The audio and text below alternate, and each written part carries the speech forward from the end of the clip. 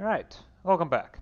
Last time we finished the Conquest of Madagascar, so everything's either controlled by Marina, my subject, or, as in most of the coastline, by myself, except for the two trading post provinces down here on the south.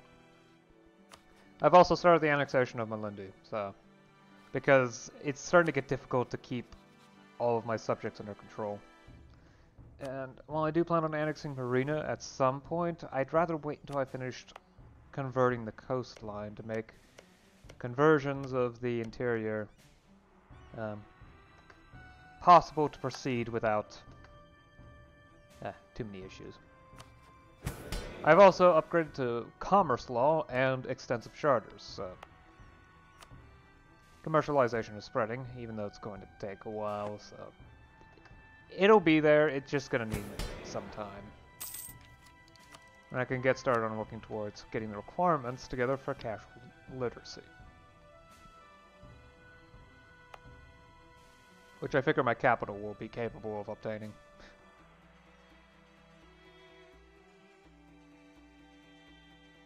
Yeah, it produces one knowledge, although it's going to need some work.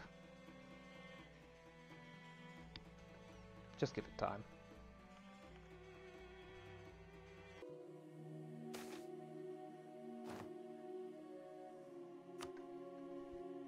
Oh hey, a third merchant. Well, there's really... it's pretty obvious.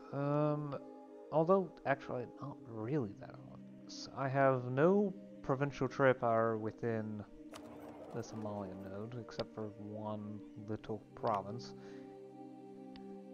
Which isn't even providing me any trade power anyway, so all my trade power comes from being downstream of the node. I'm not sure how much... okay, so... evidently there's less power in the Central Africa node. And it's not like anyone's gonna merchant here, so... on the one hand, this... although... sending money here... is gonna make Lundu even more economically powerful than they were beforehand. And sending more money from Somalia is going to somewhat weaken the power of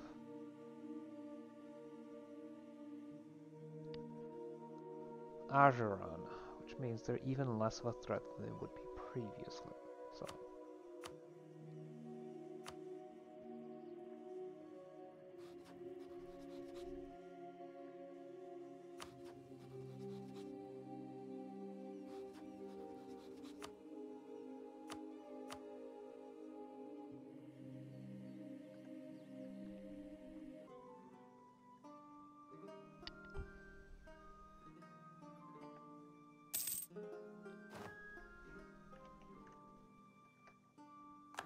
Okay, commercialization has appeared. How long will it take? 15 I am not going to wait that long, so I'll just spend the full price of 130 ducats.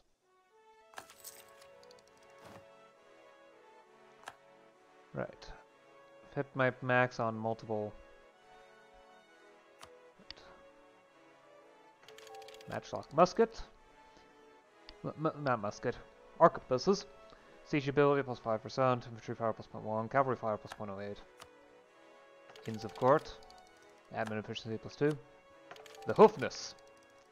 Morale damage taken by reserves minus 5%. Mill tactics plus 0.1. Land morale plus 0.07. Artillery fire plus 0.09. Enables the swivel guns.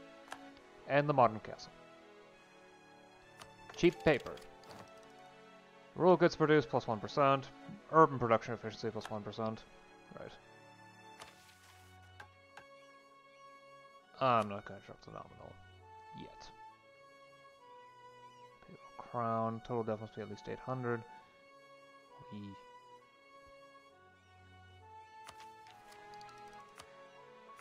Okay. Let's just keep grabbing that for a while. Longer barrels. Morale damage taken by reserves minus 5%. Infantry fire plus 0.15. Artillery fire plus 0.1. Enables pony archers. And mailed cavalry. Mailed cavalry, because I don't need fire pips on cavalry. Fire pips on cavalry are a bit of a waste. Translated classics. Admin efficiency +5. Free tenancy. Enables a new idea group. For which I'll take naval ideas. That depends on how far I can go. The Academy. Stability cost and roll -1%. The printing press. Urban production efficiency +2%. Humanism. Stability cost and roll -1%. Extraction. Maximum extraction size. +2.5%, I believe. I could get block books, but I think I'm going to go ahead and wait. Right?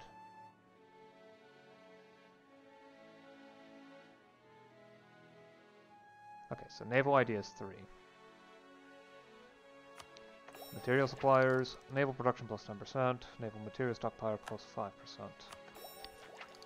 Familiarity at... oh, I probably should read these out. Rigging, sails, nails, and planks. Do not mistake their mundanity for irrelevance. They and their manufacturers are strategic assets. Familiarity of the sea. Once you stop falling overboard and puking up your breakfast, sailing isn't so bad. Naval attrition -10%. Safe harbor. A vector for resupply, a refuge to retreat to, a location to refresh and celebrate after a victory. Some may even call it home. Everyone fights harder with a friendly port at their back. Naval combat bonus off own coast +1. I've got Diplotech 20, so I can go ahead. Well, 20, yeah, okay, so with naval ideas 3, yep. Block books allows another group of ideas. Yep, there's exploration. Excellent.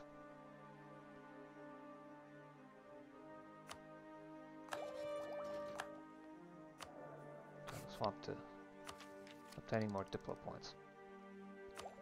I'll wait on finishing naval ideas until I get close to requiring its completion for reforms, because the naval ideas on their own aren't actually that great of a utility right now, because right now I need to deal with a lot of other things. I perfectly have to go down as much, so I'll just grab as much Miltex as I can. Drums and fifes. Land attrition modifier -5, so -5% land attrition. Land morale +0.07, cavalry shock +0.2. Pike squares. Land morale +0.07, combat width +2, infantry shock +0.15, artillery shock +0.03. Enables Sofa musketeers and elite archers. I think I should actually start going into fire pips. Fire is slightly more useful than shock, because it's the first phase, so you can deal extra damage. Well, if you deal more damage during the fire phase, yeah. So a little bit of investment into fire should be smart. And finally, battlefield ambulances. That's the last tech I can afford. Whoa! I've actually hit ahead of time. Jeez. Anyway, Pike Squares. Yep. Battlefield ambulances. Military tactics +0.25, cavalry shock +0.2. Okay. I am way more technologically developed than my neighbors now with Miltech. 29 is quite the leap. I am 6 ahead of Lundu. I'm behind Mogadishu by 1. I'm 5 ahead of Asheron. That's what's important. Asheron seems to be busy. Attacker against Banu Kulab. Banu Rassi seems to be busy.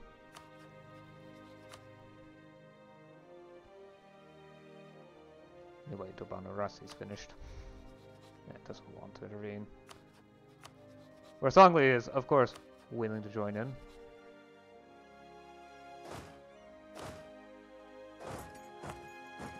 How long does that last? To 1492. Okay, I can wait that long. No. Prepare to start invading Asheron for more territory. Continuing to escape up north is a smart idea.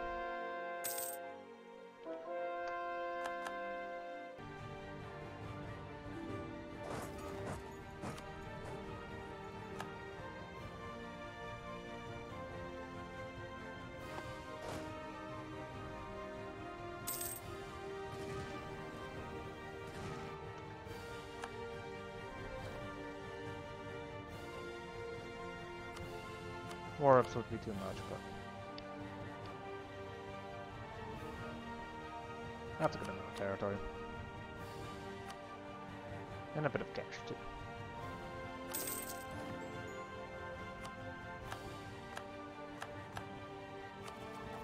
Alright, cool. Oh, right, I'm gonna need to keep my troops up here in order to ensure that I have no trouble with that. Yeah, okay. I've got a lot more trade down here.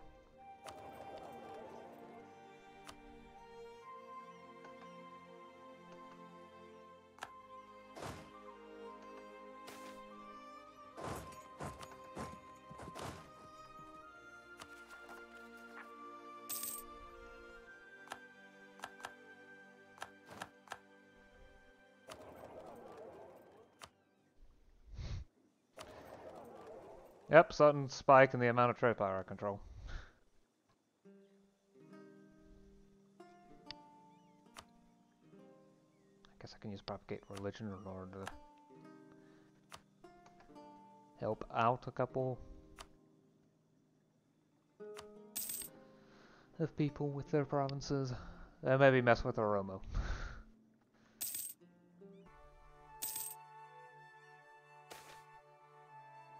Ooh, new province. It's this random island.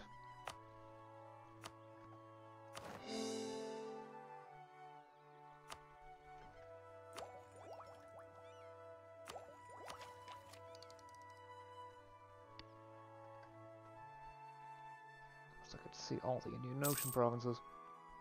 What? What? How am I a great power? Or is it because I embrace commercialization? Yeah, it's probably that.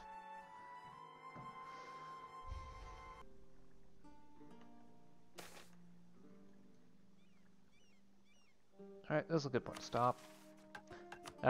Protestant Reformation happened. Okay, interesting.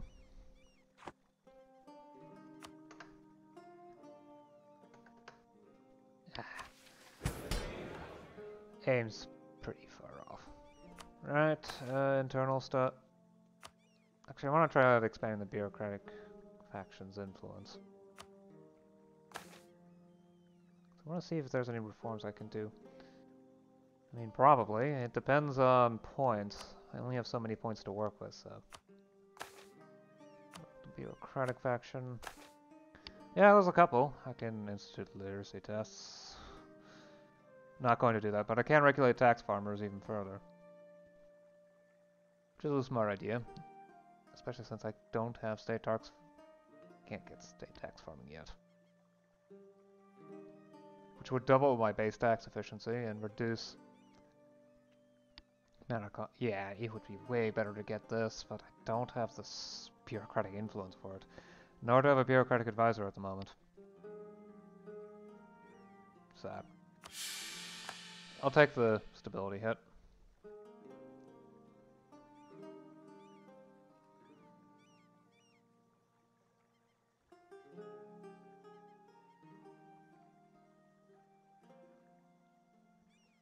I mean, if I do want to move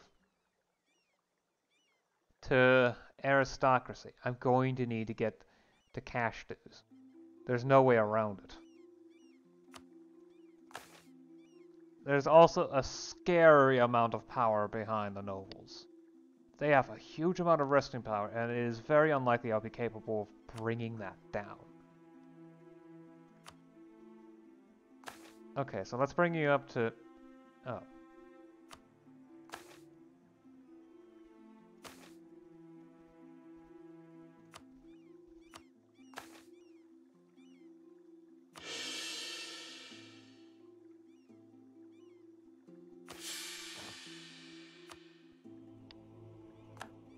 Right. That's going to decrease their loyalty somewhat.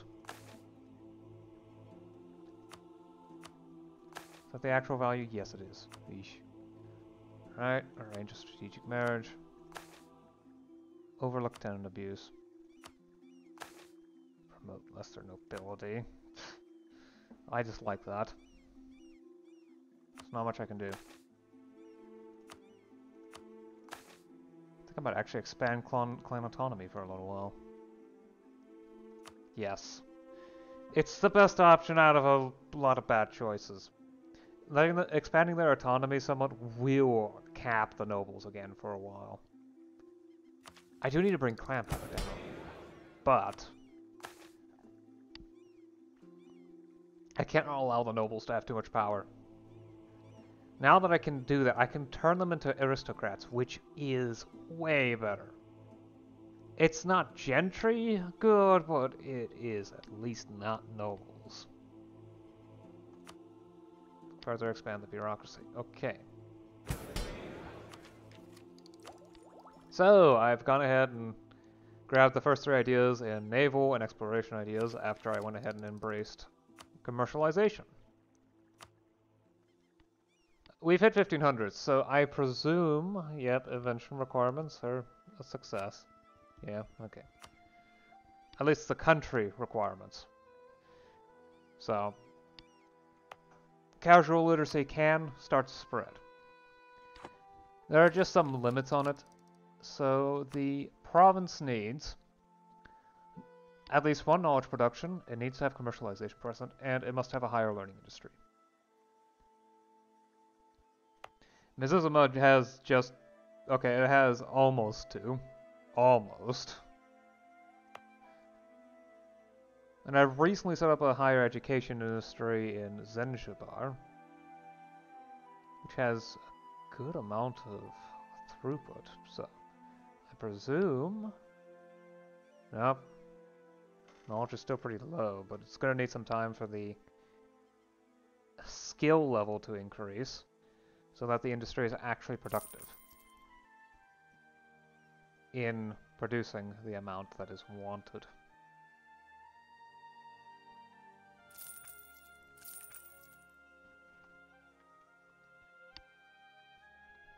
I've integrated Malindi, though I didn't keep their troops. I figured it would be better to stick with the ones I currently have.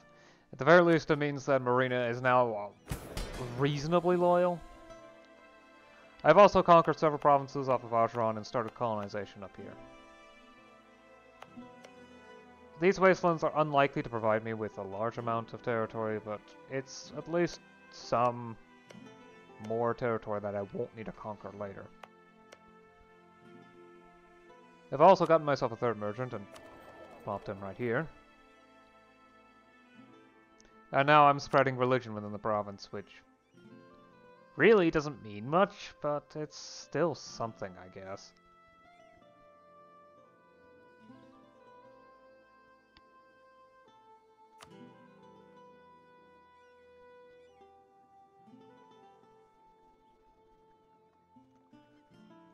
I've also now have a much larger tech advantage over everyone in the area.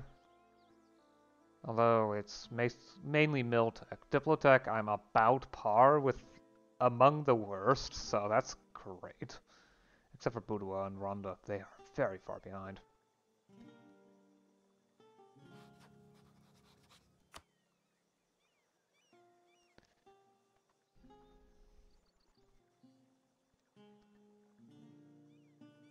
Manyika is actually only 3 levels behind me. Lundu is 5.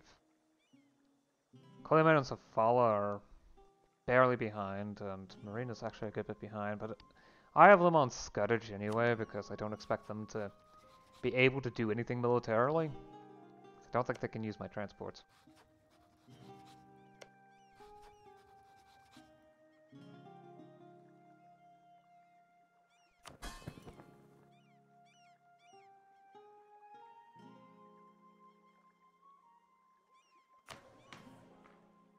Right, yeah, I've also started expeditions. With my current tech, when I first unlocked it, I didn't actually have the tech level to do any expeditions. So that's why I haven't invested at all into the exploration ideas, and for now I don't plan on doing so. Given more time I might, but for now I'm going to focus on getting enough tech to get more expedition targets. Right now the only areas I can target are East Africa, which is literally the section of the Swahili coast that's colonized. This province, and Literally everything that's Swahili, as well as some of the coastline up here up until, I think, Rashik. Maybe the entirety of the Mogadishu. I mean, I can click on here in order to see it.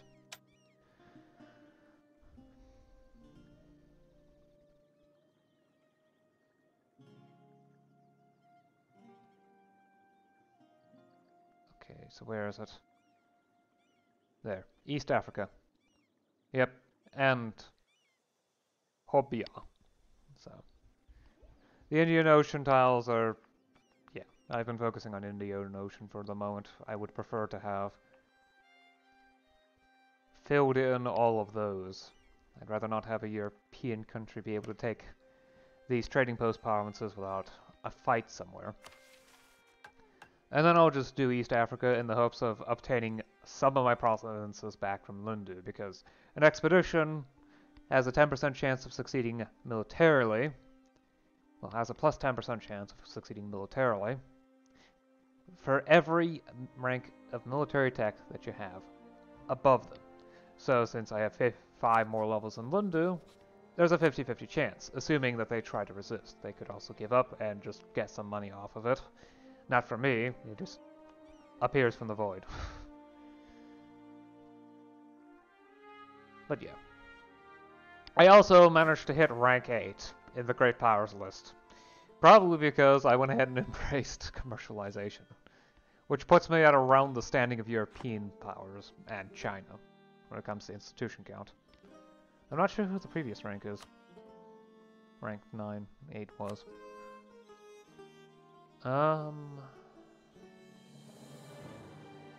England! They have 624 dev on their own, which gives them a rank of 25. Apparently I get enough to be just higher. I guess mine is 624 and a half. Because I have 553 dev and my subject has 71. Well, half of my subject's dev, which is in theory 71. In practice, I believe they have 143 dev. I could see that right here. Yep, so half a point, and it's enough to get it over them. Woo! And with expeditions, I'll continue to gain small, and I mean small amounts of dev, because some of these provinces have almost no population. Although this province, I should go ahead and build infrastructure while I remember to do so. Rank 1 amenities, prepare to construct project. Yeah, I've been trying to keep an eye on where amenities are needed and build up as required. Although with Zanzibar and, well, Mizizima, Kilwa, I guess, I have been working on getting harbors up to standards. Well, not up to standards, but upgraded in order to improve communication overall, lowering autonomy in general.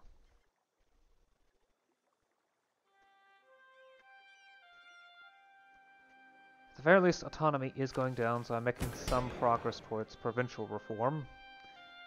But I'm hoping to get things to be even better. The tribes are weakening. They're far weaker than they were before. And that is in some ways good, and in some ways fairly bad. I need to speed up the game of state reach so that the state can at least compete with the nobles on this front. And I also need to work on getting capital infrastructure set up. With that, I can globally improve CE, slowly gain extra centralization and prestige, and start working towards inventing meritocracy, because there's no chance I'm going to be able to pick it up from the Ottomans.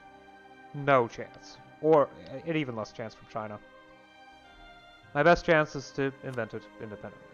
And that's what I'm going to have to do. It's going to be expensive, but tech cost minus 20% is going to be fairly useful. Personally, casual literacy is gonna have to be my main focus. But at least I now have commercialization, so it's not an issue. But I have definitely gone on long enough. I'll see you again next time. Until then.